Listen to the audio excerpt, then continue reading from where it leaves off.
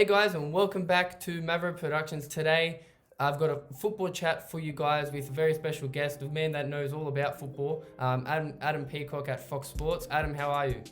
Good, mate. Yourself? Good, very good, thanks. So I thought we'd just start since the Premier League has just finished. We'll do a little sum up on the Premier League. I wanted to get Adam Peacock's thoughts on who the biggest surprise team of the season is for you. Probably Chelsea. Yeah? How they were able to manufacture a Champions League spot after having a transfer ban, and also Frank Lampard coming in. That was a fair old result. Sheffield United as well were very, very good for a long time, but unfortunately couldn't quite recapture the form after the break, as opposed before the break, where they were tracking perhaps an outside chance of making the Champions League spots. Leicester played above themselves, or above what a lot of people thought they would, but unfortunately just missed out on that Champions League spot. They're the teams that kind of jumped out a little bit, and of course Liverpool. I didn't realise they were going to be that good again. Yeah, so for me, I went with Sheffield United because I expected them to get relegated, and they have a very, very British starting 11, which just shows that you don't need transfers in order to do well in the Premier League, which is the same test with same with Chelsea as well. You don't need transfers in order to do well in the Premier League, and all the British players played plus 30 games, which showed how great the coach relied on the British players and on the British game in order to push the team forward. And they didn't make many signings either, which usually when teams come out of relegation or go into Premier League, they spend so much money, but they literally spent nothing, and they almost got into Europe. Yeah, tremendous effort, and for all the reasons you've explained, it was a massive effort to get that far, and we'll be interested to see if they can back it up next season. Yeah, I also wanted to mention how they struggled. Liverpool struggled against them when they got them in the first few games, and they only beat them 1-0, Liverpool, and just showed how the momentum that Sheffield had from the start of the season, how they pushed all the way into the end to finish where they wanted to finish. Absolutely. Yeah, so now we'll talk about disappointments. Who do you think was the biggest disappointment, in your opinion, in Premier League? Bournemouth were a bit of a letdown, and to a lesser extent, even though they didn't get relegated, but Aston Villa, with all the money that they spent to be in the position they were in for a very long time, tells me that they didn't quite get it right, and the players that they brought in didn't do the things that they thought they would. So I'd say Villa, even though they didn't get relegated, biggest disappointment aside from the three teams that did get relegated. I mean, Watford just had a disaster going through 4 managers. And Norwich, I thought they'd be a bit better. I thought they'd be able to compete a bit better than they did, but they were gone a long way from home. But yeah, Villa overall, given what they spent and given their ambition this season, which I'm sure was a top-up finish, to get away with it in the end felt like a victory. But when you have a look at it from outside a greater view, a longer lens, it was not quite what they required, I reckon, at the start of the season. Yeah, and you have a lot of drama going on with their captain Jack Grealish during quarantine. He was not being a bit of a party animal, so that obviously lifted their spirits a bit down as well. But for me, I went with Everton, and they finished 12th just because they have Ancelotti, and obviously Ancelotti, world-class manager, won Champions Leagues, won leagues in so many different countries, and they have a very good team to go higher than they finished. They finished 12th. They have Richarlison and Pickford and Gylfi Sigurdsson. They all have Premier League experience, and they finished like 11th in the goals scoring as well, and Calvert-Lewin only scored 13, so their top goal had 13 goals compared to other teams that had players on 20 plus goals. And I just expected a lot more from them. They're basically in Liverpool's shadow now from Merseyside, and I just expected a lot more from them. Yeah, fair enough. And their form against top sides as well. They haven't beaten Liverpool since 2010. They haven't beaten Tottenham since 2012 and Arsenal since 2016. And every team that they build, it always fails. I haven't really seen a very good Everton side lately that's done well or competed. Yeah. So I wanted to ask your favourite memory from the Premier League season? It's probably the trophy presentation for Liverpool was pretty special. Yeah. Even though it was in front of no one, it's the most unique setting. Yeah. The fact that they got back was probably amazing in itself, but that trophy presentation and the way that they celebrated where they did on the cop with no one around, and the fireworks, and so Kenny Dalglish handing over the trophy and Klopp celebrating like he usually does, was magic. Even though I'm not a Liverpool fan and Manchester United fans probably completely disagree, and a lot of others do, but yeah, it was a pretty special way to cap the season in terms of, even though it was before their last game against Newcastle, give them as good a trophy presentation as they could after such a long wait. Yeah, that's what I went with as well. I don't want to be, not because I'm a Liverpool fan. I just thought that the way they did it. No, because you're a Liverpool fan, that's all right. No, but the way they did it was great. Right? When I was watching it on TV, it just made you feel like you were there. It felt special. Yeah, and absolutely. A little bit because I'm a Liverpool fan. But if there was another thing I would say as a favourite memory was probably the last round of games as well. The relegation battle and the top 4 battle. That was probably one of the most memorable last rounds we've ever had for quite a few seasons. Yeah. Absolutely. Yeah. So now we're going to go on to our Premier League team of the seasons. So I've put a bit of a twist. It can only contain 4 players from the top 6 sides. So that's the top 6 that finished this season. Mm-hmm. And so there's only 4 players. So I've gone with a standard 4-4-2. What formation did you go with? You gave me this homework and I didn't actually do it, so I'm gonna have to think on the run. But I'll give you my player of the year. Yeah. And you can disagree or disagree, and then I want to hear your team of the year. So my player of the year is Kevin De Bruyne. Yeah. And that's going to annoy so many Liverpool fans. My favourite player in the Premier League is actually Bobby Firmino, but Kevin De Bruyne, when he was good, he was just as good as anyone else in the world pretty much at the moment. So he's my player of the year, but give us your team, go for it, and I'll critique it if you like. Kevin De Bruyne, I do agree with you. When Henderson won the Football Writers Player of the Year, I was as a Liverpool fan, I was like, why did Henderson win it? Even as a Liverpool fan, I was like, Kevin De Bruyne deserved it. And same with Bobby. Bobby is 100% one of the cause to the Liverpool's title-winning season. The way that he starts the plays, the way that he sits in the middle for Mane and Salah to just run in and attack and score so many goals, it's just unseen, and it's just and he's so underrated that when you have to watch how he plays in order to see how good he is. Yeah, so absolutely. Yeah. So my Premier League team of the season, I've gone in goals. I've gone Nick Pope because he got 15 clean sheets and he just missed out on the Golden Glove, and I think he was a key piece to Burnley's season. And he kept the clean sheet against Arsenal and many big clubs. And after the season he's had, he's 100% going to compete with Pickford for England number 1. Yep. So centre back, a bit biased. I think on my half, I went with Virgil van Dijk. Kept 15 clean sheets. He had a 52% tackle success rate this season, and he's just a typical big man defender. And he scored 5 goals, which were all headers, and he averaged 85.76 passes. He appeared in and this is the second season in a row that he's appeared in every single Liverpool game, which just shows how vital he is for the team. The next centre back is a bit I was stuck because I only gave myself 4 players from the top 6, so I went with Krys Talk from Sheffield United.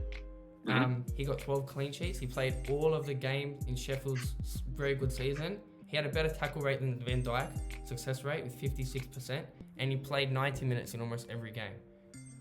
So my left back, I've gone with Digne from Everton. 7 assists, most for Tottenham, tied 11th in the Premier League with a 67% tackle success rate, and he only missed 3 games. He was probably, I think, Everton's player of the season in their disappointing season. And to finish the defence, I've gone with Adama Traore from Wolves. They finished 7th, and he tied 7th with assists with 9, and he played all games but 1, scoring 4 goals. So what do you think of the back line? I reckon you missed one from your team that deserves to be in there. Trent? Or Robbie? Yeah. I was thinking about it, but then because my attack, you'll see my attack, who I put in my attack, and why I didn't put Trent in there. But it was between Trent and Traore. Keep going then. Yeah. So my 2 centre mids, we mentioned him previously, Kevin De Bruyne, most assists this season with 20, created 33 big chances. He's basically the footprint for creative ability for City this season and every season. And as I said previously, he should have won the Football Writers Player of the Season over Jordan Henderson. Yep. So this is where I'm basically running out of players because my centre-midfielder was Satan Maximin from Newcastle. Yep. 3 goals and 4 assists and a 46% shooting accuracy. And my left mid, Wilfred Zaha, 28.79 passes per match, 4 goals and 3 assists. Not his best season, but he was very influential for Crystal Palace staying mid-table, not getting relegated. So this is my other top 6 players. Raheem Sterling. I hate to put him in the team of the season after what he did to Liverpool, but I've got to put him in there. 20 goals and 1 assist, 133 minutes per goal, 4th highest goal scorer with a 0.61 goals per match. Influential for City during the season, even though they finished 2nd, still very good. My striker, the one with the golden boot man himself, Jamie Vardy, 132 minutes per goal, key part of Leicester's campaign, 23 goals and 5 assists, 0.66 goals per match. He's got a good ratio with both his feet, which I like to see in a striker, 11 with his right and 9 with his left. So good that he can use both his feet, and that's why I put him in there as well, because he's good with both his feet. And my final player, my striker, is Danny Ings, 128 minutes per goal. Rejuvenated his career after leaving Liverpool. He suffered injuries, but he suffered injuries, so Liverpool didn't get to play him much, but it just shows how good of a player he is, that he can lift himself back up. He played in all games this season for Southampton, and he scored 22 goals with a 0.58 goals per minute and a 41% shot accuracy. What do you reckon of that team? Yeah, it's pretty good. I like the fact that you've included so many other clubs. I thought there'd be more Liverpool players in there, but it's not bad. Not a bad side, and I like the addition of Sam Maximin, who is has been Newcastle's best player all season. Yeah, you're Newcastle, right? Correct? Yeah. Yeah, so you'll like the next question. If Newcastle's ownership to go through with the Saudi Arabians, if they're going to buy the club, who would be the first? Who's the first player you would sign for Newcastle? Kylian Mbappe. It's not going to happen though now. The deal looks like it's off, but even though they said that they hope to rejuvenate it somehow, it looks like it's gone on too long, and it's really unfortunate, but it doesn't look like it's going to happen. But it gave us a couple of months' hope that Newcastle could finally go up in the world, but we'll just be left to kind of drift along. And the thing is, I didn't mind it going through because Newcastle actually have history. So when City got bought out and Chelsea got bought out, they didn't have history. They were mid-table average sides, whereas Newcastle have the history of playing in Europe and Chelsea and Manchester City have had history. It's just you have to look a bit longer back. I mean, Newcastle haven't won a trophy since 1955. So they've had Champions League teams in the 90s and early 2000s, but later history, they have. I mean, I don't begrudge what's happened to Manchester City and Chelsea. Good luck to them, but I wish it would happen to Newcastle very, very soon. So I went with Koulibaly for the player because I feel like if a defense would be a good thing for Newcastle to improve on if they want to climb higher. And he's not a massive player that is not ridiculous for them to sign. And he's only worth 56 million euros, whereas if the owners were to get the money, it'd be like, well, that's nothing. We can easily sign him, and he can and so that's why I went with Koulibaly, because he's not too big of a player, but if you stick him in the Newcastle team, the team would improve drastically, 100%. Yeah. Fair enough. Yeah. So now we'll talk about Aussie football. The thing that everyone talks about is Australian football development and the issues with it. What your thoughts? There's not enough opportunities for players who get developed between the ages of 16 and 19. I'm not saying that those opportunities should exist in the A-League, but I certainly think that there is scope there if the financials can be sorted out to have a second division or a meaningful National Youth League competition that runs concurrently to the A-League, and you can play your squad members in that. Now, the big problem is money. There's barely enough money to run an A-League and W League competition. So at the moment, there's issues with that. What we need to do is try and work out a way of being able to give those players opportunities, because football is what the football organisation should be about, and developing football is what a football organisation should be about, or giving footballers the best opportunity to develop in the way that is going to make the sport better in this country and make us better on the world stage. So at the moment, we haven't quite got that right. What's happening underneath? Are we developing the right style of player? That's up for debate, and that's always going to be up for debate. But my way of thinking is that there's a bottleneck with the production system in Australia, and it needs to be sorted out. Yeah, another issue that I wanted to touch on was that the kids are paying a lot of money for Rego, like the NPL kids, so they're paying $2,000, $3,000 to play, and that deters them from actually playing NPL. I know lots of players that should be playing NPL, but they were like, their club wanted me to pay $8,000, so I didn't want to play. And then those kids go to play local and dominate local, and the talent's just gone because they're paying so much money for Rego. Yeah, it's a difficult one because NPL clubs are trying to operate and produce the first team and pay them, pay all the coaches, pay for all the gear, pay for all the lighting, pay for all the council insurance, council fees, pay for all the insurance, pay for all the fees up to Football New South Wales, for instance in Sydney, where I'm talking from. So the member association pay a small amount, only a small amount goes to the FFA, some of that goes back to the member associations. So everywhere you look, there's someone wanting a piece of the pie. Now, how do you work this out? The reason why it doesn't cost much for elite youth development in, say, Europe is that it's bottom-down funded. Like the club pays for everything down because you've got TV rights, you've got sponsorship, it's part of the community, it's all of those things. So Australian football is going to have to do it the hard way and think outside the square, how it does it. It's a very, very difficult thing because, yeah, you're right, there are players that deserve to be playing NPL youth football who just aren't because it costs too much. And that has to change, and that's so unfortunate. And we're missing out on players from our own backyard. It's hard enough getting players up to a standard and other codes, poaching the best young athletes. But yeah, it's another thing that the FFA is having to consider right now, and I know they are. And hopefully, there's some way around it, but there's not going to be an easy way around it. Yeah, and another issue is the kids copping injuries. I know that in NPL New South Wales, most fields like the kids are playing on are synthetic, which is if they make pro, they're not going to be playing on synthetic, they're going to be playing on grass every week. Which I know that they want to keep the NPL games on, they don't want to get cancelled, but kids are breaking knees and tearing ligaments, and then they can't play football. They're out for a year, and then they come back and they're not as good as anymore. And I feel like that's a problem as well, is that you're dumping kids on these synthetic pitches week in, week out, and that's obviously gonna affect how the kid develops as a player.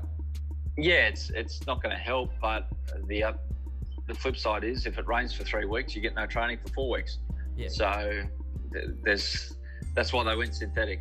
As long as there's a mix, and if a club has the opportunity to have one grass, one synthetic, that's great because you can bounce between the two. I know the club I'm involved with at Manly United has that. So we're lucky though. We've got a great facility down there, but yeah, it's unfortunate. Kids are going to get injured anyway because they're growing.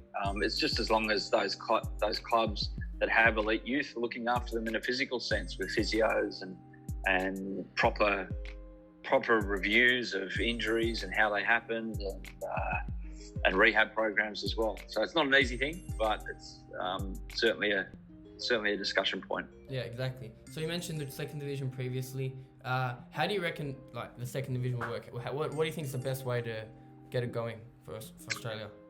Personally, I think any A-League club that wants to have an academy and play a youth league team in it should have the opportunity to play their youth league in it, and then add up a few places around and maybe have geographical references to where you play, who you play against. So it's a northern region and a southern region or whatever.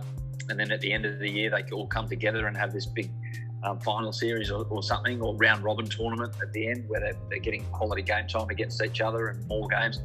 And then the promotion comes up and the promotion playoff with those in the A-League. Yeah. But at the moment, that's not going to happen because the A-League guys have got licenses until 2034. So that's another 14 years. They're not going to give that up, a right to be in the main thing. So that's the biggest issue about how they get around that, because promotion and relegation needs to happen for us to be a serious football nation. Will it happen anytime soon? I don't think so, but everyone should be working towards it. Yeah. A common example I like to use is Cyprus. So where my background is that they have 3 very good divisions, and there's only 1.1 million people in the nation, and they have 12 teams in the first division, which is going to be the same as A-League from next season, and they do top 6 are in the playoff group, and they all verse each other. This is after the season's done, that home and away twice, and then there's a relegation group, they verse each other home and away twice. And I always think if if a little country like Cyprus can work it out, I know it's a different story because they don't really have other sports competing, but if they can work it out, then the A-League can surely work it out. And there's many clubs that you can put in there too. You've got Sydney Olympic, the Wollongong Wolves, Bentley Green, South Melbourne, just to name a few big, like historical clubs that were in the NSL that you could easily put in the second division. Yeah, if financials are right and travel constrictions are totally different. But yeah, you're right. Like in Cyprus, I'm guessing that they've made those decisions based on football. Over here, it's based on commercial aspects first, then football second. So that needs to flip on its head, and I get the feeling it is under James Johnson. Yeah. So about Asian success in Australia, after the Wanderers won it, it's been low. What do you think the reason is for that? Oh, it's just quality, time of year that the games are played. Just that the other teams in the region have improved and we haven't as a whole. So, yeah, we're still competitive in those games, and we'll see how competitive we are again in October when Perth, Melbourne, Victory and Sydney line up. But, hey, it's a difficult proposition, but it's good. It's a challenge. It's where we should aspire to be as a football nation, is to get to the level of where some of these other nations are. And I don't view it as a bad thing that we're struggling. It's actually a good thing, an opportunity to actually right some of the problems that are wrong in Australian football and perhaps get better. And the end product will be that we're competitive on a greater basis in the Asian Champions League. Yeah, and that could obviously, if the better we do or the worse we do, could bring in more marquee players or bring in more top-notch players, because China's killing it with the players that they're bringing in because of they've got the money for it and the demand for it. If we can start producing in Asia, we can produce players that China's bringing in as well. Yeah. Why 100%. not? And with Sydney FC, why do you think that they've been so good over the last few years?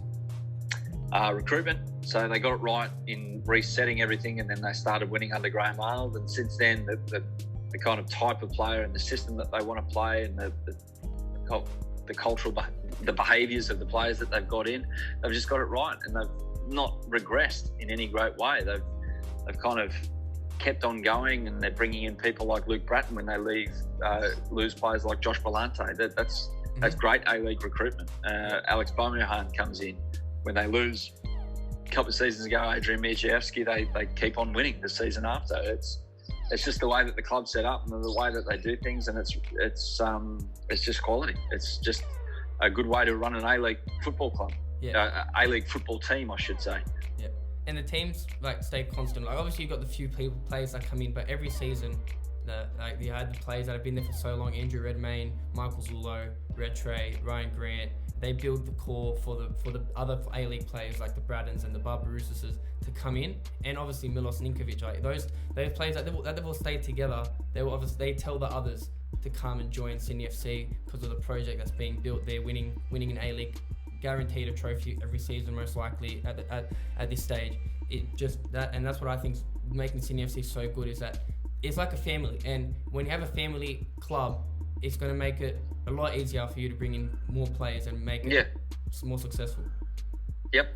Yeah, it's what's worked. Yeah, and the team chemistry is very good as well. There's no bickering in the change room. There's nothing going on that I'm aware of that makes them argue with each other. Yeah. What we know, but if it is happening, they've covered it up well. So that's another strength if they've done that. Yeah. So if there was one A-League player that you reckon Sydney FC should get, regardless of how they're doing, who do you reckon they should look into? Oh, that's a good question. One A-League player that they should get.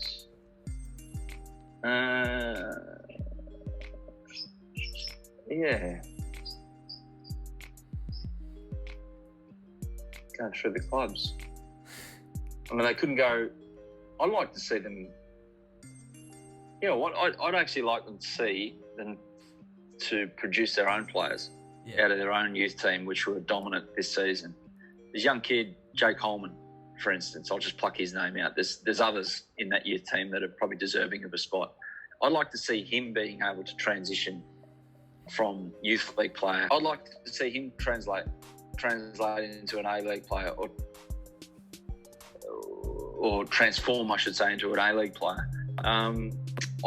Sydney FC, if they're going to be fair income about what they're doing in youth development and recruiting and coaching and bringing these kids through, let's see it with their A-League team. Instead of having to go to Melbourne Victory and get a Costa Barbarousas as good as he is, or an Alex Baumiahan from Western Sydney Wanderers, why not produce your own? Why not have a Jake Coleman coming through your academy and playing as a number 10 and dominating an A-League team, which perhaps he might be able to do. But again, it gets back to that youth development thing, that is he going to be ready to play 26 games of A-League off the back of playing 8 games of NYL and a bit of NPL? I don't know. Yeah, and well, their bench is looking strong with a lot of youth players, Van der Sarg and Zuvela and all them. So they've got that right in that instant. But I feel that a lot of problem that's been occurring with Sydney FC over the years is the youth development, in terms of a lot of the players they'll sign, they'll give them 2 games and they won't do well and they'll ship them off. Like Cameron Devlin, for example, who's now doing really well at Wellington Phoenix, or Terry Antonis. He had a few seasons, but like it's just the patience. They just want to ship off these youth players and not give them much of the opportunity, and then they bring in the A-League nomads. But I feel that, as you said, the more youth players need to come in just to show that Sydney FC are a youth feeding club. Yeah. So your predictions for the NPL New South Wales season, who do you think is going to win it? Oh, it's impossible to tell because who knows who's been doing what in lockdown. I honestly don't know, mate. It's impossible. That one, it's just great that they've been able to get the competition back up and running, and well done to all the players for making some pretty big sacrifices in terms of finances to get back out there. I know the Manly guys took some pay cuts. They just wanted to get out there and play some football with their mates. So that was heartening to see, and heartening to see that just about everyone came back apart from Sutherland. I think Sutherland was the only club Sutherland didn't come back, no. Didn't come back, but it's just good to see. As for predictions, I've got no idea. Honestly, I have no idea. It's just a bit of a shame that there's controversy around it, that Central Coast didn't get in with Western Sydney Wanderers. Personally, I think those clubs should be in NPL 1 anyway. And also Newcastle Jets. So, I don't know why Newcastle aren't playing in the Sydney competition. It's ridiculous. So, it's a hard one to kind of line up and try and make a prediction about who's going to win something. I'm just happy that there's some football back for those guys to play. I went with a bit of a bold prediction. I went with Sydney Olympic just because of the players that they've signed. Like the Riley Woodcock and Seb Ryle and Riley Woodcock left. Seb Ryle, Fabio Ferreira, Bay Antoniu, a lot of NPL experienced players and ex-A-League players. So I think that their team's really good. I think the one player that they should not sign is Charles Lokolangi. I don't rate him at all. I think when Sydney FC, every time Sydney FC brought him on, he just never produced. And then when he came to Sharks, didn't do anything there. And he's just going to and from football clubs trying to find his spot. But other than that, Olympic do have a solid side.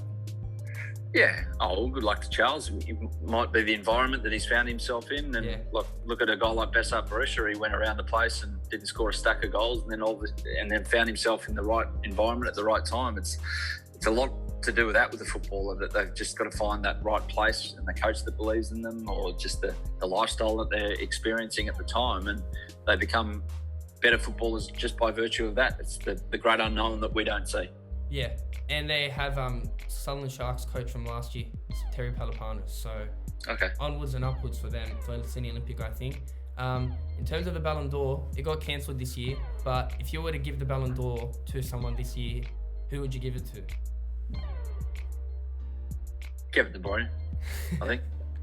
Yeah, they won't, because it'll be going to someone on the continent. But Lewandowski, he's got to be in considerations given the amount of goals that he scored for Bayern Munich. But either Kevin De Bruyne or Saint Maximin from Newcastle. I'm joking, but that's a hard one. What about you?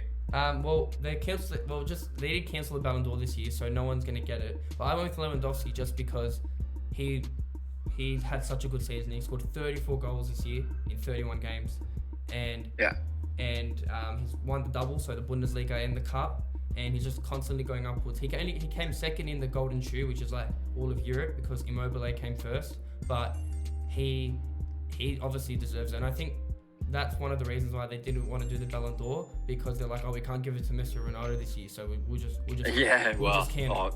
It's probably logistical issues. I don't know why they couldn't just have an online thing. I mean, they had the BAFTAs the overnight, the British Academy Awards. So I don't know why they can't just do something online and get it out that way and continue the legacy of the awards. Anyway. Yeah. So speaking of two players that have won Ballon d'Or numerous times, Messi versus Ronaldo debate. What's your take on it? Who do you prefer? I'm a Messi guy, but I'm not a anti-Ronaldo guy, if you know what I mean. Yeah, so it seems that so many people are, if they're Messi, they hate Ronaldo. If they're Ronaldo, they don't like Messi. And it's this big competition. We're just so lucky to have two different kind of elite super athletes like those two and players.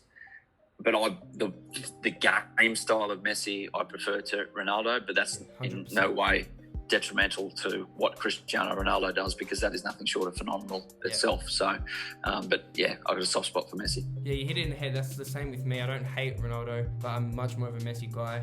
I like his loyalty as well. I think that's one aspect to his game that I love, is that he staying at Barca, maybe because Inter Milan are linked with him, but I don't think that's going to fall through.